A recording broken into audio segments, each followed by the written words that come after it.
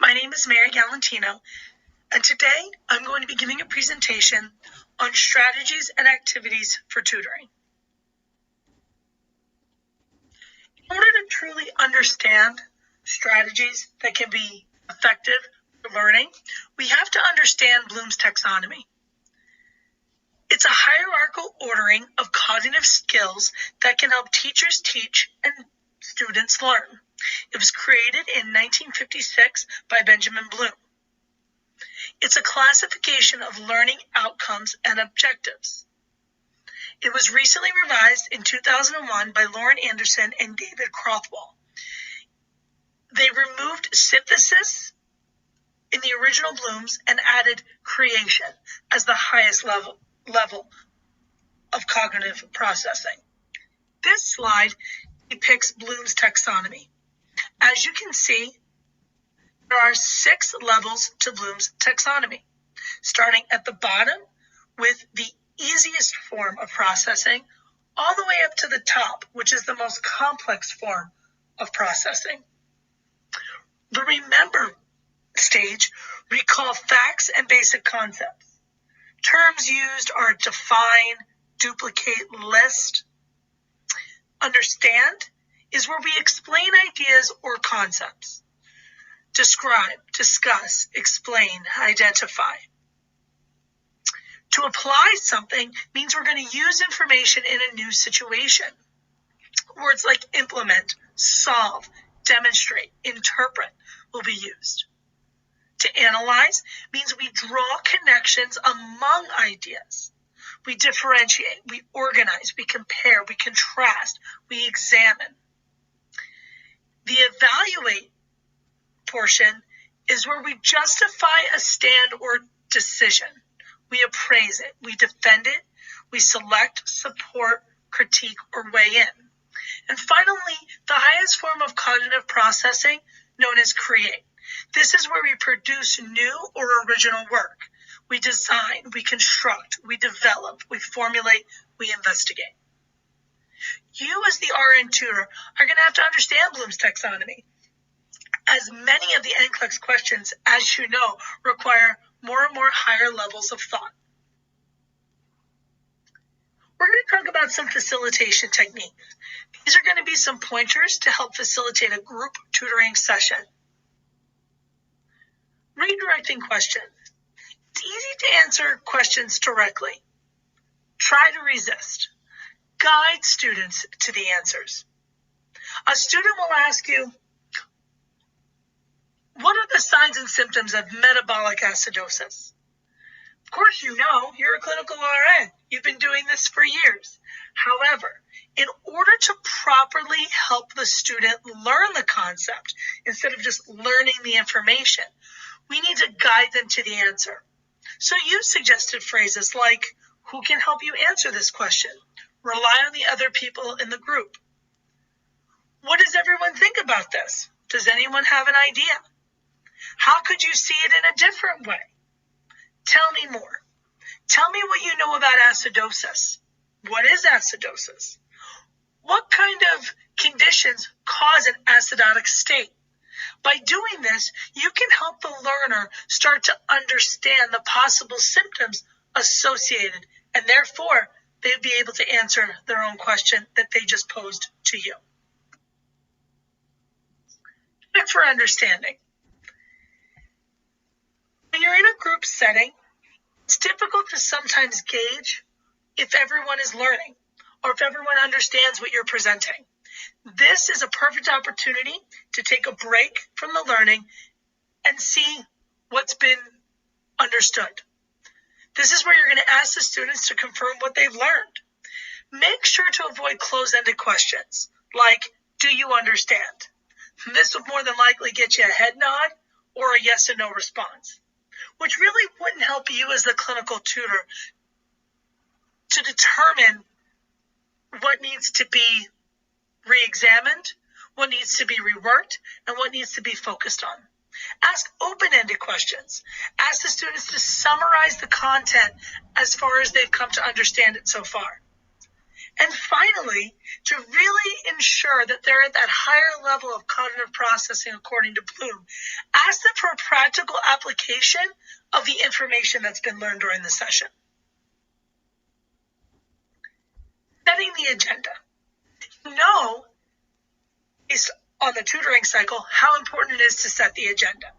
In a larger group setting, it's even more important. A couple of ways you can do this is you can get Post-it notes of various colors, a whiteboard, or some kind of surface that those Post-it notes can go on.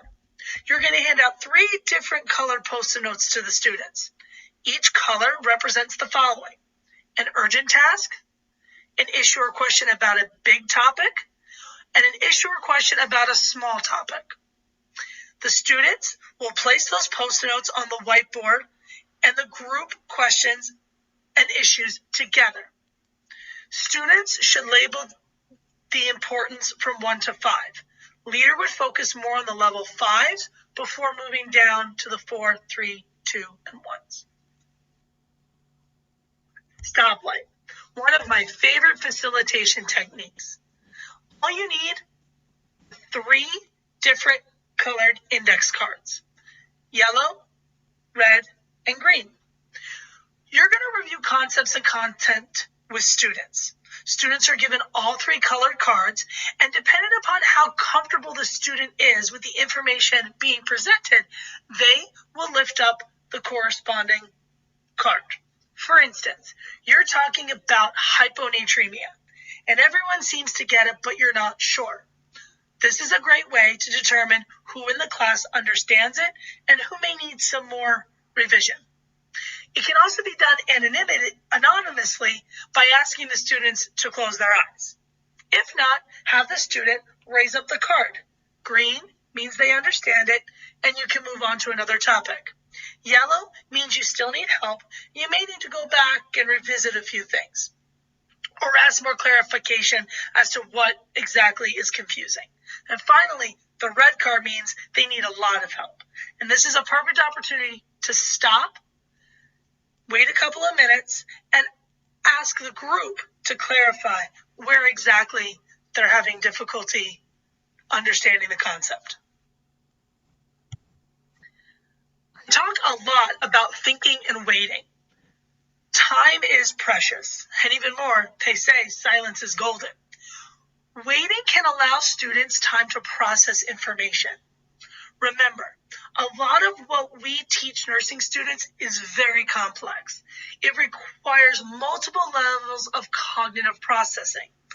As a result, it may take time for them to truly understand what's being taught to them. Waiting 3 seconds is good, but I challenge you to wait 5 seconds. It's even better. Now, my question is, what happens if there's no response after waiting? Well, you can repeat, you can rephrase, and you can simplify the question that you just asked. Also, break the question down into parts if the question seems too broad. Aside from facilitation activities, you as the RN tutor need to understand recall review activities. These are also known as check for student understanding. You're going to see in the top right-hand corner from these slides on, you'll see little depictions of Bloom's taxonomy. I've specifically put them there so that you can understand what type of technique relates to what level of Bloom's taxonomy.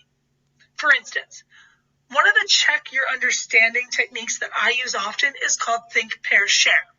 The beauty of it requires no supplies. It's good for students who don't want to talk in a large group. Essentially, what you need to do is students pair off. They discuss the answer to the question you just posed. The pairs then come together in a large group and discuss what was reviewed. This helps build students' confidence gradually over time, and students can be given a question or concept to think about individually. Think, pair, share is a beautiful opportunity to use a case study, to go over review questions, to have individuals understand a table or a chart or a diagram or an algorithm. Jeopardy. Who doesn't love Jeopardy? The only problem with Jeopardy is it takes a good amount of time to put together. You as the tutor need to spend, I would say, at least 1 to 2 hours or more, depending on how good you are at creating questions. According to Bloom's, this would be a remember and understand process. Basically, you need to write 30 to 35 questions at different levels of difficulty and in different categories. If you've never watched Jeopardy, I encourage you to do so you understand a little bit better how the game is played. There are multiple online resources to create a Jeopardy game for free. JeopardyLabs.com is free, and PlayFactile.com is free, with some additional costs if you want more bells and whistles. Doing a Jeopardy-style game can be done in teams. People can also do it individually if they want. Have the team designate a point person who will answer the question. This helps the student feel more comfortable with interacting with each other than in the large group. If a question is missed, another team can steal and therefore get their points. You may decide to keep score or not. That's completely up to you. PlayFactile.com makes it easy to keep score. JeopardyLabs.com, unfortunately, keeping score is a little bit more challenging, and you as the tutor may have to take point. Heads up, this is probably one of my most favorite interactive, active strategies to get students engaged. Once again, not very high on Bloom's taxonomy. It's part of Remember and Understand, the lower level. However, it's relatively cheap and inexpensive to play. You're going to need Post-it notes or index cards. You're going to put a different name, topic, theory, or term on a Post-it or a card. You're going to have each student put that card or Post-it on their forehead. Students will walk up to each other and describe the word, trying to get the other student to guess the word. For instance, factors affecting contractility. If you were the RN tutor, you could have a student hold this up to their head. Other students would have to talk about the idea of medications, calcium channel blockers, strength of contraction, size of ventricle, degree of hypertrophy, just to name a few. Hopefully, the student holding the card to their head will understand, based on the clues given, that those are factors that affect contractility. Organization and use of visuals are very important for learning. As you learned before in the VARC model PowerPoint, people learn in different ways. We are visual, we are auditory, we are reading and writing, and finally we are kinesthetic learners. These organization and visual activities help identify relationships between concepts and can be used for higher level cognitive processing. Tree diagram. As you can see in the upper right hand corner, Bloom's taxonomy is now the apply and analyze portion, the second level in the picture. All you need for a tree diagram are colored markers, a whiteboard, or something to write on. The trunk is the main topic. The branches are facts, factors, influences, traits, outcomes that are associated. For instance, you could do preload as the trunk. You could do factors that increase preload, which would be A, and then in B, factors that decrease preload. C and D could be factors that increase preload, volume overload, IV fluid resuscitation, factors that influence B, which would be factors that decrease preload, hypovolemia, diuretics, and so on. Concept mapping. Now, we all know how important concept mapping is to a nursing student's education. I can't tell you how many concept maps I did when I was in school, and I'm sure you as well. Once again, concept mapping is more of a higher level thought. It's the apply and analyze stage of Bloom. You can do concept mapping individually You can do it in a think, pair, share format, or you can do it as a group. Supplies are pretty limited. You'll need a whiteboard, some markers, and a case study of some sort. Remember, with concept mapping, you have to identify a central word, concept, or question. That goes in the middle. In this case, the medical diagnosis. Let's say we're doing a concept map on type 2 diabetes. And we're doing a concept map on Mr. Smith, who is a 55-year-old type 2 diabetic. Patient data risk factors. What makes this person more prone to type 2 diabetes? It's in here that you may want to put lab data, like a hemoglobin A1C, or pertinent medical history, like uncontrolled hypertension. Or we know that African Americans tend to be more prone to type 2 diabetes. Perhaps Mr. Smith is an African American. You then are going to extend branches out from that central topic into subtopics. You then form additional branches, which are related topics. And then finally, you link all those branches together. The image on the right side of your PowerPoint slide shows you a basic concept map. Now, you don't have to use this, but this is just an easy way and an easy representation of how a concept map can be constructed. Remember, concept mapping is about linking things together, forming conclusions, applying and analyzing data given to the student. It encourages students to see the overall picture as well as help bring focus to main details.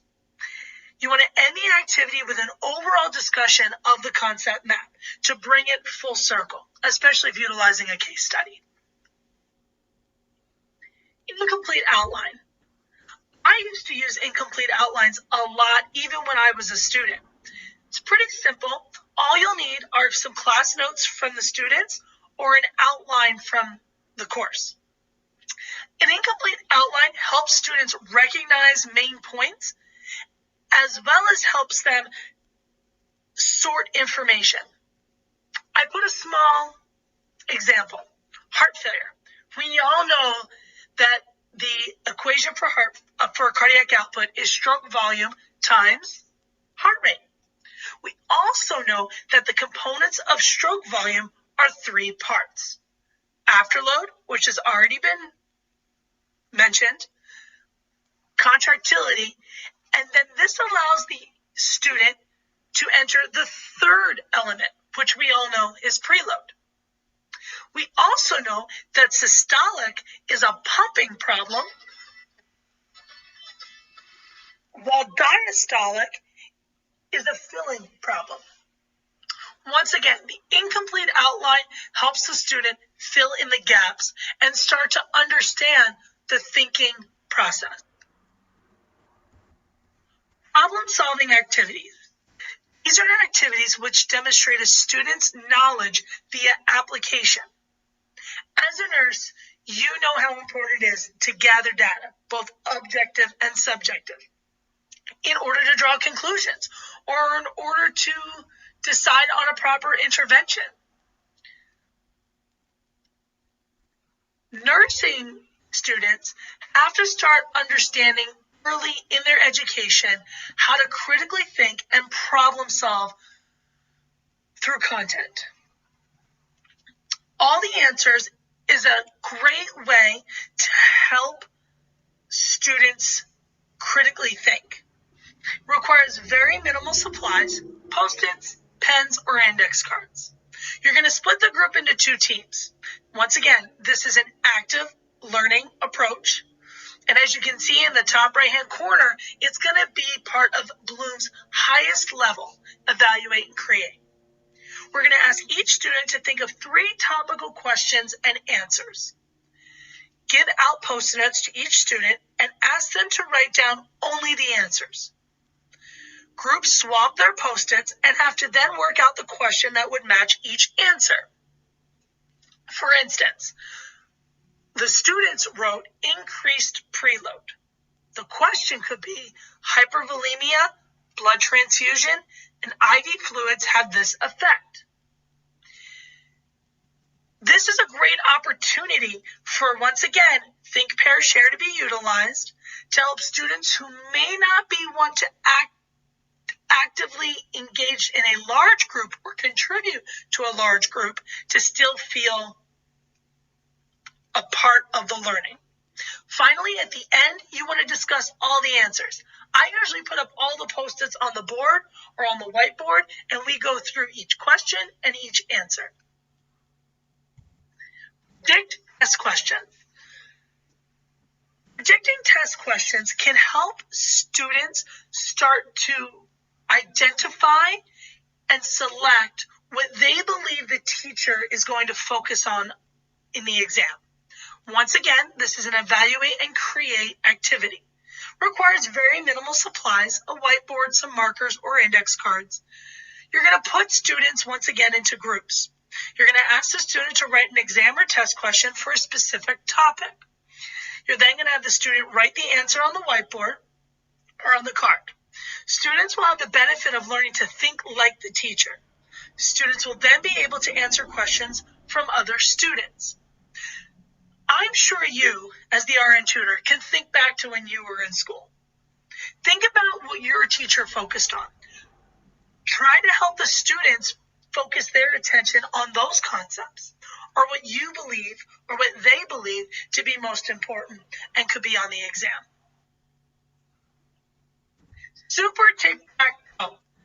You want to talk about an engaging activity? This is probably one of the more engaging, active strategies that tutors can utilize. Once again, it requires an evaluate and create level of thinking. All you need is a whiteboard, markers, or Post-its. You're going to divide the group into two teams. You're going to draw a large tic-tac-toe grid on the board. You're going to put a Post-it in each square with a problem written on the back. Teams must take turns solving the problems. For instance, team who picked the problem gets it right, they take that square with either an X or an O. Team who picked the problem but gets it wrong, the other team can attempt to answer and steal the square. They only get the square, however, if they get the answer correct. First team to tic-tac-toe wins. This method can be used for math problems. You can use it for ABGs.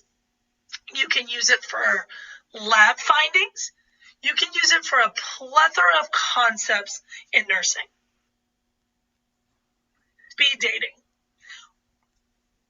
The only supplies you need for speed dating are pre-made questions. This is a little lower level on Bloom's taxonomy. It's the apply and analyze portion. You're going to give a list of questions to students. You're going to pair the students up. You're going to allow 2-minute rounds where the student must answer the question asked by the other student.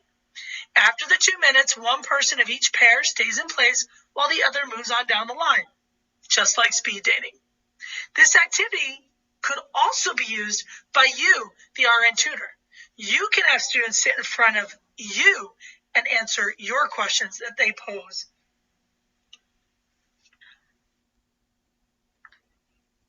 In summary, this presentation are just some of the many activities that can be utilized by you, the RN tutor, in a group setting.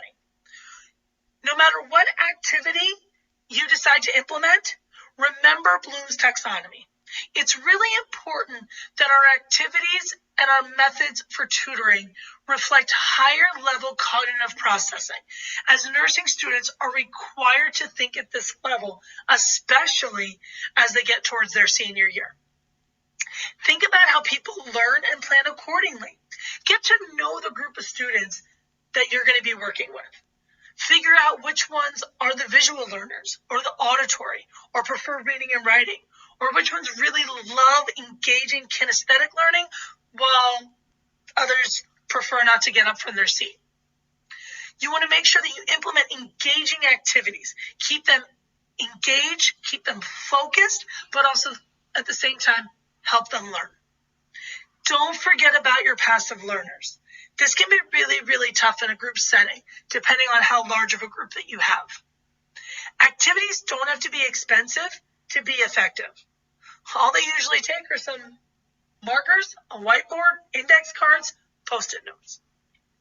You also want to make sure to utilize online resources and the tutoring toolbox on your online platform that your tutoring services have provided you. Once again, I thank you for your time and attention, and I hope that you at least are able to use a few of these activities to have more engaging, active, and effective tutoring sessions.